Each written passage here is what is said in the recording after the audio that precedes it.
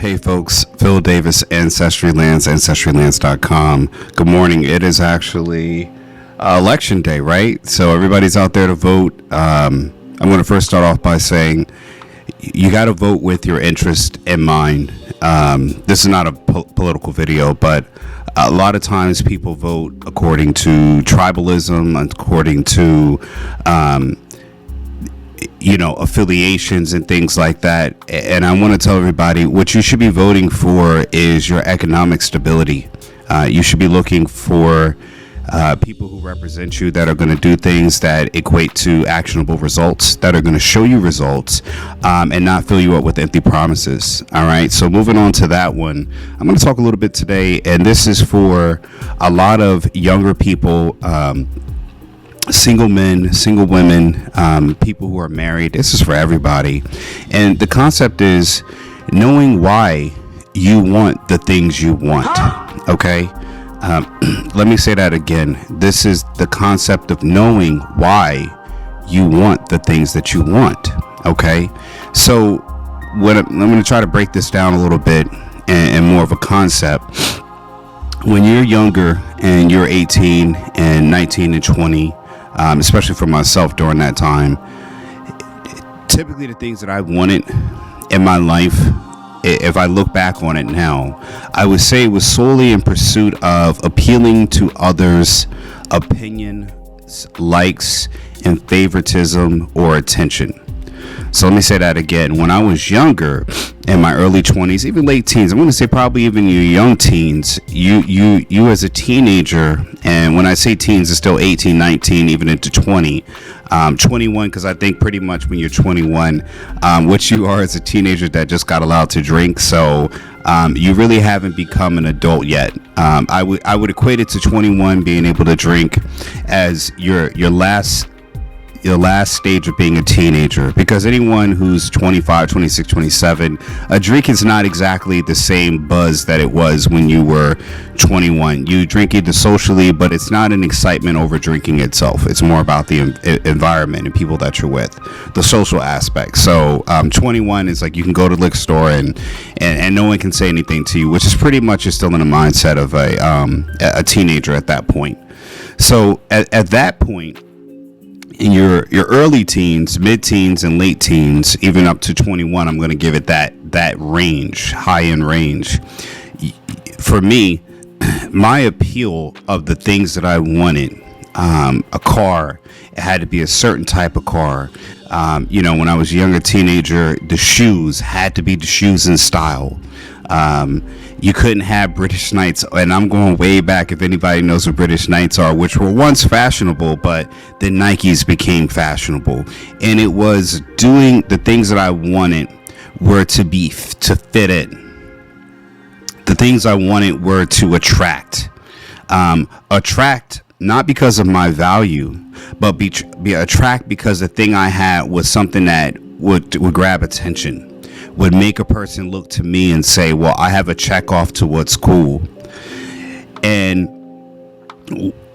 what I was not ultimately was a person who identified, and I'm only going to speak for my own community, I'm not going to talk for other communities, as an African American. I didn't appeal to what was popular in the black community at that time, and that typically was, growing up in the late 90s, someone who sagged their pants, who I forget what the populace, they had parts in their head. You had gold chains, which is still a thing now, but regular gold chains. You were a rapper. And I'm talking about local rapper. I'm not talking about you got a signed contract, but this is someone who had that heightened popularity. But anything that presented as being the Pookie and Ray Ray or thuggish mentality, what now we know is hip hop and the gangster rap and all of that bad boy attitude was what was most appealing. So when I look to date and attract women, I often fell short because, for one, I went to a Catholic school. I was highly educated. My conversation was not built around the things that, people in those demographics, talked about. And the other one was the rims. That's the time where like 18-inch rims were like the biggest thing on the block now. Having a loud sound system. I wasn't raised in a household. My father didn't raise me to idolize those things. He always tried to get me on the importance of education. I was going to football, doing football, looking towards college as the institution of higher learning was the desired point. So, but I still desired the things that, I wanted a car with rims. My dad got me a hoopty. He wasn't going for a brand new car with 18-inch, alloy. It wasn't alloy. It was, the platinum rims and all of that stuff, or, the car with the rims. And it was before the spinners, but the loud boom system with the bass and all of that stuff, because that's what the guys who were getting the most popular girls, the girls I wanted, that's what they were attracted to. So how can you compete when your dad is a person that makes you read, that you would read Greek mythology, and that's not something you could discuss over taking a girl out, going to college, having a future, those kind of things. That's not stuff that people were interested in. And there may be a lot of people here who can resonate with that. And there might be younger people who are going through that you're not, what's today? You don't have a TikTok channel. People are following other people on social media. You might look at it as there's a whole lot of difference from what I'm talking about to today. It is in the sense of the apple to apple comparison. It's social media today. It's still who's cool, how many TikTok followers, things like that. But still, the appeal, what is attractive to the people you're attracted to has not changed, as far as in the sense that it's not your intrinsic value. It's the things that you want right now as a teenager may be things that other people are attracted to, but it is not your actual value. Okay. So the same thing with me growing up, it was, I wasn't aware within myself that my own value, my own destiny, my own future was the thing that I should hold on to, instead of trying to identify or appeal to others to get to like me, because I had the things that other people who were popular at the time wanted or had. I needed to look for someone who was very attracted to my intrinsic value, and the things that I wanted in life. So again, in your teenage years, most of the time what you're into is trying to go along, to get along, to go along with the crowd, or go along with what's popular. And as you progress later on in life at that stage, you'll kind of see that you wasted a lot of time trying to follow trends. And I think that's probably even more now than ever. Follow these trends that have nothing to do with your basic value. I say this because there's probably a lot of younger men and women, young teens, that, there's always that story of the guy who feels like he would treat a girl like $1 million, and she's with the guy who maybe doesn't like her as much, and the girl is fighting for attention because she is competing for this guy's attention and amongst other girls. And the same thing can be said about that girl who's with the bad guy, who's with the guy that's cool, but he's not giving her the things that she really wants and desires. He's not there for your value. He's there for something else. It might be your looks. It might be the way you praise him. And again, do you know why you want the things that you want? And a lot of times in life, we're not willing to get the things that we want out of a person that really is trying to give us what we want in life, whether it's that love and affection, whether it's companionship, whether it's, friendship, or someone to love us. We're looking for it in a different place that it's not there for us. We want to make it there for us, but it's not there. So you go through your teens, as far as I'm going to speak from the man's side or young man's side, you go through your teens trying to buy the things to get the girl. And you always end up losing to the guy who never had to buy a thing. He's just a bad boy. He's got the appeal. For me, it was the guy who had the sagging pants, new shoes. He had the cool clothes, the Tommy Hilfiger. He had the Tim boots, with the laces out and the tongue out, if anybody knows what that means. Or then it was the Tim boots with, you didn't have the heel of the Tim boot had to be fresh. And then you had to have Tim boots that match every one of your outfits, so your Tim boots couldn't be the regular construction brown, the dude with the black Tim boots or the Fat Farm or the FUBU. You had to have the latest style and the latest look of whatever was popular at the time. And one thing I'm going to say is as you look further in life, I look now at 40, or 41, I look back and see, where are those people now? What have they done for themselves?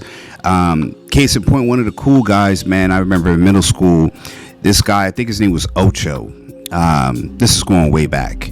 In middle school, he was one of the cool guys, man. And I wasn't a nerdy kid, but I was just a regular kid, man. I dressed regular. I wasn't anything standing out for.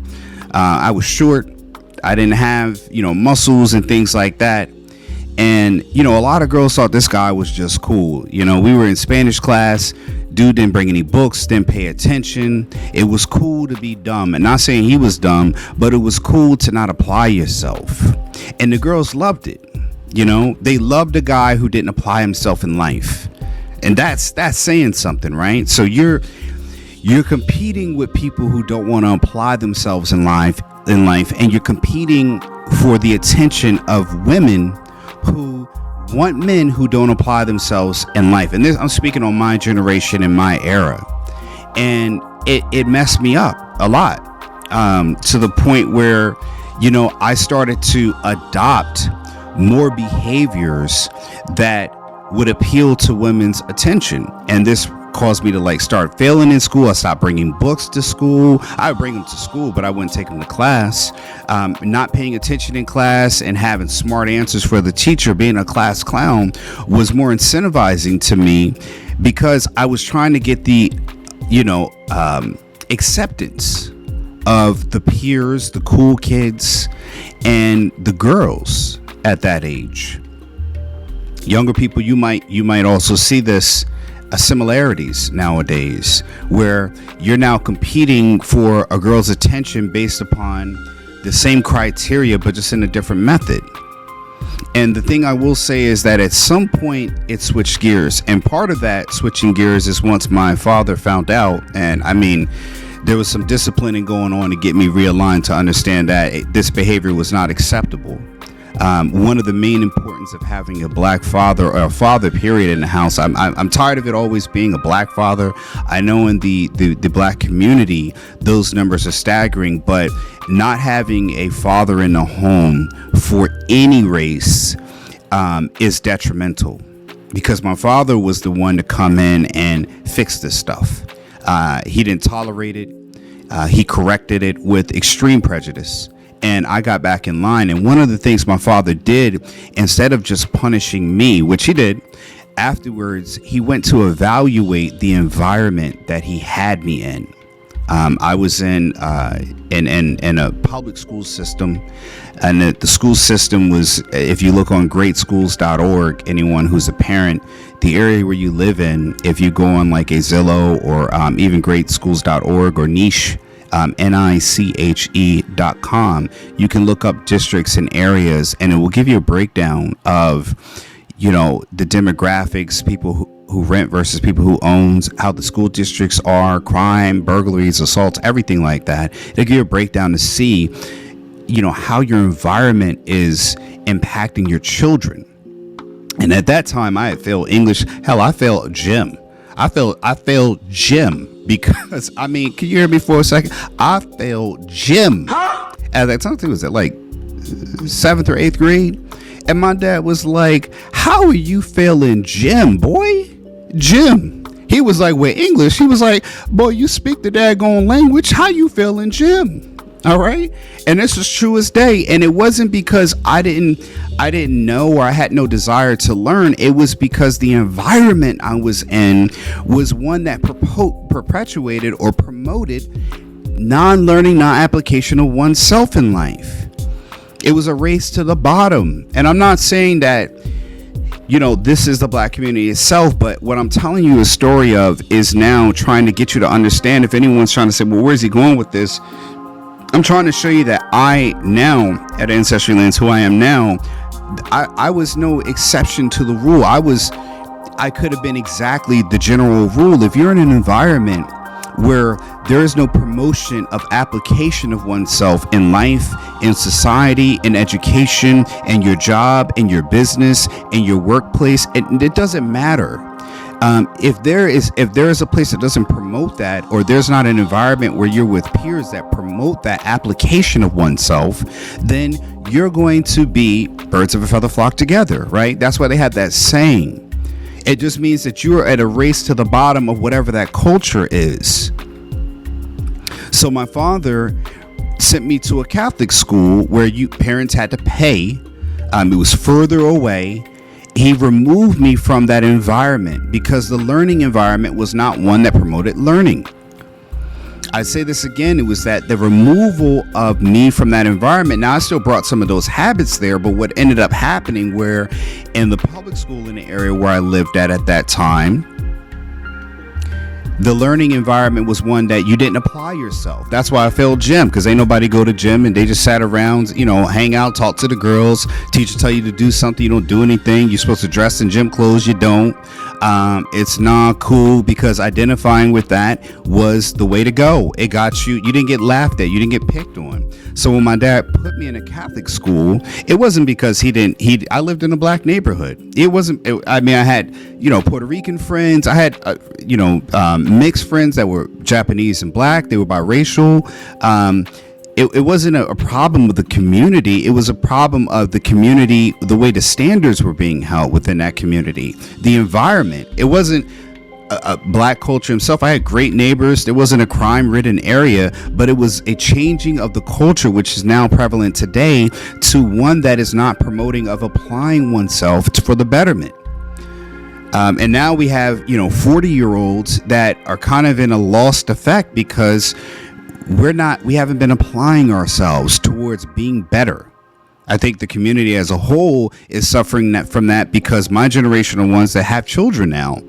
And it was the degrading of the community that was going on. You had a long time ago, and I don't want to lose people here, but the long time ago, the first thing they do was, before they brought drugs into the community, they took the fathers out of the homes and incentivized fathers not being in the homes, and the women were able to become financially, stabilized through the government. And it was a way to break up the nuclear family. At one point, back in the 60s, the black households, mother and father, it was even probably higher than white households at that time. Well, what happened? You take the father out the home, you incentivize women to have a government subsidies with the father not being there. Now, was it all black women's fault? No, black men were implicit in that aspect of gaining a check by not being in the home. They took part in it. Do your history, look it up. So what happens then you have drugs come into the community. You have the crack epidemic, the heroin, cocaine epidemic, and now you destroy it economically. You degrade the black communities. These neighborhoods start to get broken down. The real estate, which is something I'm prevalent in, if you want to go in and buy up an area, what you do is first devalue the property all around. How do you do that? You bring drugs, crime, and you break up homes. You create economic instability. The same thing happening with this country right now. And then when the prices are low, you go in and buy and gentrify the neighborhood. But how does this happen? Does it happen? Can drugs be brought in? No, it has to start. The first thing they did was break up the nuclear family. So now with my father, fast forwarding back now, my father removed me from the environment that was detrimental to me applying myself. When I got to the Catholic school, yes, there were blacks there were Puerto Ricans there. We weren't the majority, we were a minority. But one thing was uniform throughout the school. The children were there to learn and apply themselves. The ones that weren't were outliers, the smaller percentage. Parents were paying and they were invested, again, applying themselves in their children's education and success. Do you need a Catholic school to do this? Absolutely not. but the parent applying themselves is the same as the children applying themselves in the environment that they're in. The parent is amongst other parents that are applying themselves and has a vested interest in making sure that their children have a qualified outcome. Why did my dad put me there? Because he understood why he wanted the thing that he wanted. He understood that the environment was the issue with his son failing. Not that his son had an intrinsic problem. I was identifying with the environment that was synonymous with failure. And my dad changed why I was there.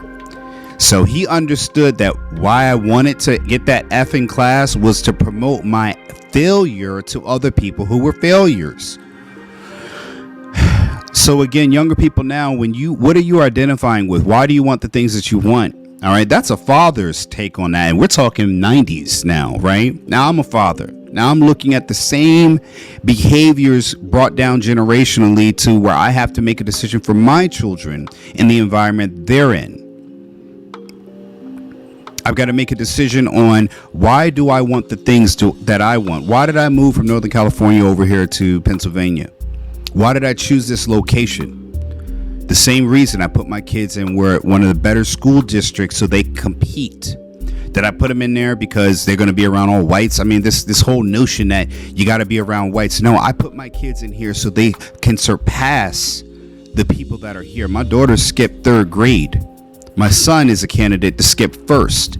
I put my children here to surpass so that way they can supersede their own generational peers. There's nothing to do with identifying with culture. I put them here to surpass the cultures that are around them. They're competitors. One of the problems we have today is that people have a defeatist attitude. They do not want to compete.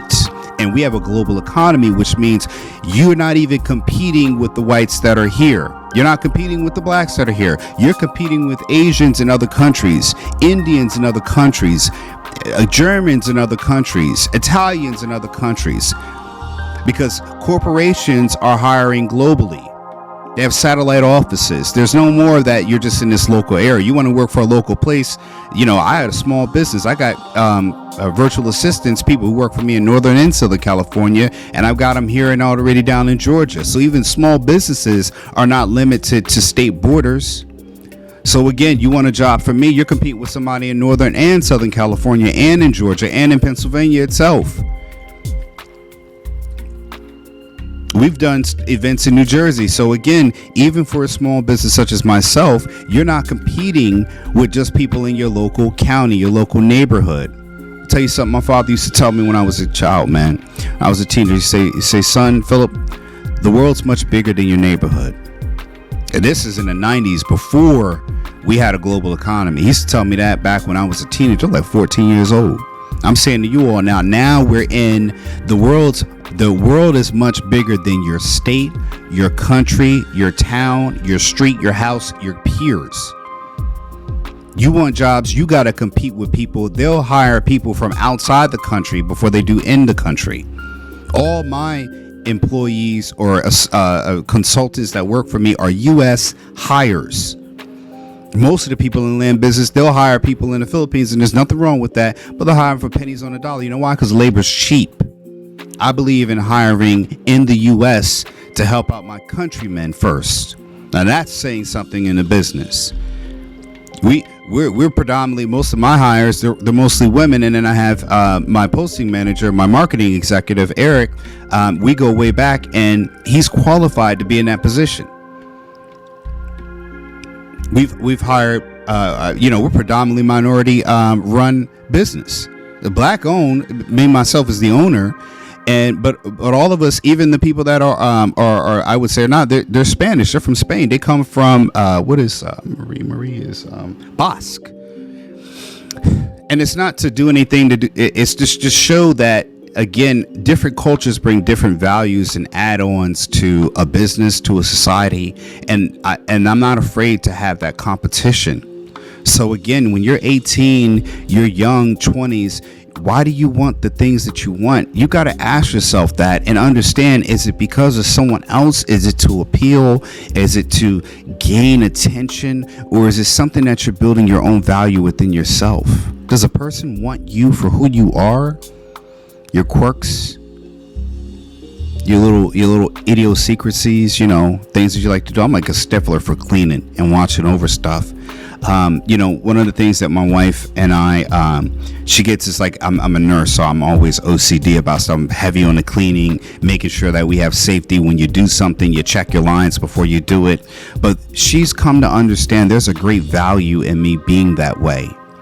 Because when my children have an illness, she looks to me to decide whether they should go to the hospital or not. Knowing that their health care is top notch, even brushing their teeth, using mouthwash. She understands that the children's health is something that is a paramount priority. Even her health is something that is a priority to me. And those little things that might be annoyances as you grow. We've been together for 10 years.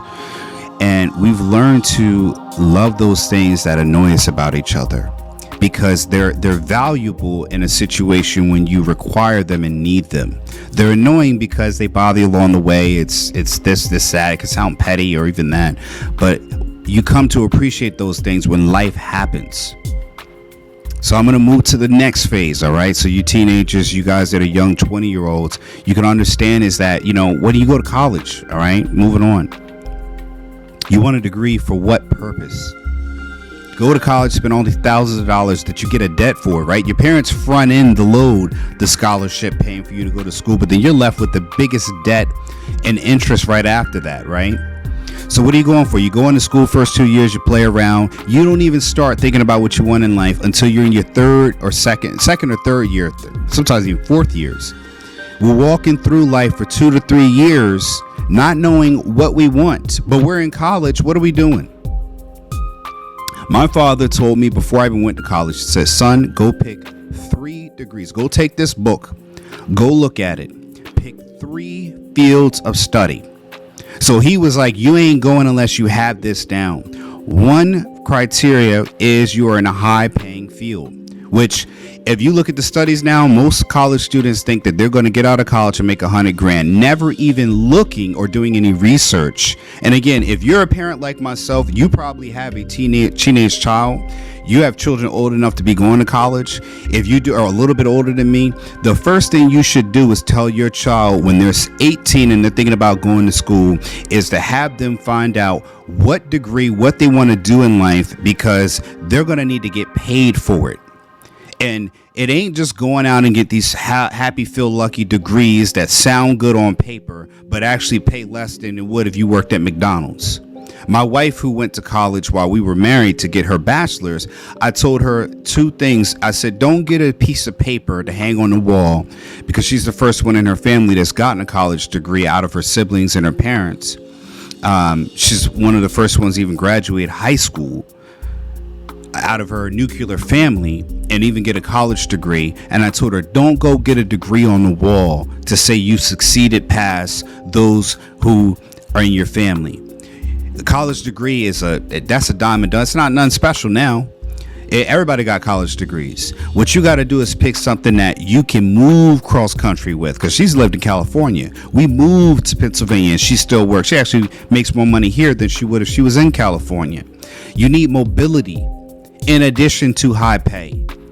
Most of the kids think that automatically that degree, that piece of paper, is going to equate to a number, and it doesn't equate to that. The fields don't pay, and even if you do pay at the top number, my brother, who's a teacher in New York, one of the boroughs in New York, he tops out at $100K as a teacher in New York City. He didn't start there. So again, you got to understand, what is the pay in the field that you have? Why do you want to have that degree? I want a degree in business. What business? There's a whole bunch of businesses. And then you got to compete globally for that position to be able to get to the upper level where you could have a cost of living or a salary that's able to survive and pass through this cost of living. This is the reason why people tend to move back in with their parents. And it's a failure on the parents to not prepare their kids for this. You want to prepare them when they get to college. No. You need to talk to them before they even get out the door. When they get the acceptance to the school they want to go to, you got to make sure they understand what they're walking into. College only for 4 years, and it runs very quickly.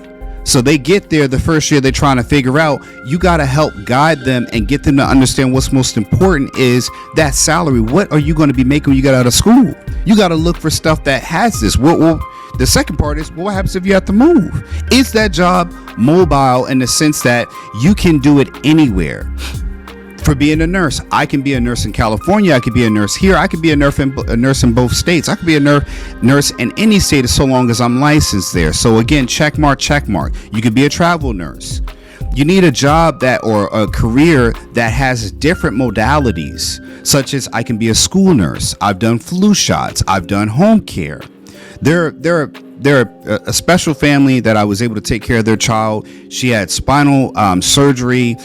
They didn't even get home until she was about 8 months old, because I was a nurse that was willing to take their assignment to be a home care nurse. I had to go there every day, 10 hours a day, to take care of their 8-month-old baby who was on a ventilator and had, scoliosis to 80 degrees. I got paid weekly at that job, and I filled the need, and I was able to make support my lifestyle because of having a nursing degree. I got one degree that allowed me to switch from hospital to home, to nursing homes, to school, being a school nurse, to doing flu shots during flu season, to working in IT on the same degree. That was another important thing my dad made me very aware of when I decided on the college that I went to. And I picked law enforcement. I wanted to be an FBI agent. I wanted to do nursing and pre-med. And I decided pre-med was way too long of schooling, and I didn't want to come out with much debt. Law enforcement I was really heavy into. And then between the two, I decided on doing nursing when I got to my school. So when I walked in the door, I had an idea of what I wanted. And my goals, my mission in college was to do everything in college towards that, with that end in mind, with the nursing degree in mind. Even it became hard because when I was playing football, the schedule with football was, colliding with the nursing schedule. I had a track scholarship at the time, and I had to actually switch to doing track because my track coach was more flexible. Shout out to Coach Lance, my track coach. He was always able to do 6 a.m. workouts to get my workout done. He was like, listen, man, I don't care. You got to run 6 300s today, and I want you at this certain time. We could do it at 6 a.m. We could do it at 11 p.m. It's up to you as long as you get the workout in. So I was able to be flexible in that. And I had to give up football. I played football freshman and sophomore year. And I was ranked, 5th in the nation in kick returns during that year. And what was that? 2000. That football season at Wagner College. That was the same year that Brian Westbrook was playing at Villanova. And I still was able to run track and fulfill my scholarship requirements and switch to nursing. It was a big thing. My parents weren't too happy, but they, were happy because I'm going forward in the career. But I had this, being ranked 5th in the nation and saying I'm going to stop doing it after that. That kind of like, whew, you go on YouTube and look at Wagner College 2000 highlights, and you'll see a video of me on YouTube running kick returns back, touchdown, touchdown, touchdown. And that's not to promote myself, but that's to show you that I was really doing it. And I gave that up because I knew why I wanted what I wanted. I had to give up football, being ranked 5th in the nation in kick returns. Going to try out for the combines, having that perspective that even, I'm not saying I was going to go to NFL, but just being able to say, you're ranked nationally in football and kick returns. Anybody who's an athlete can understand how important that is. Being able to say, hey man, you go try out, if you keep this up, having that future that's there, that's saying, man, you can even get on a practice squad, making $100K. But what ended up happening was I kept having concussions, and I went to a neurologist, and he said, hey, if you keep this up, you're going to have, brain damage at that point. And it was just because I was, very aggressive as a football player, and I played defense. And, to me, I had to understand why I wanted what I wanted. Football wasn't the thing for me anymore. I wanted to be a nurse because I knew this is what I wanted in life. And again, this is the same time with the movie with Ben Stiller where he's the nurse. I'm going to meet the effers. This came out and everybody on the football team knew I was going to nurse. And then I got, hey, effer. If you know the movie I think it's called Meet the Parents.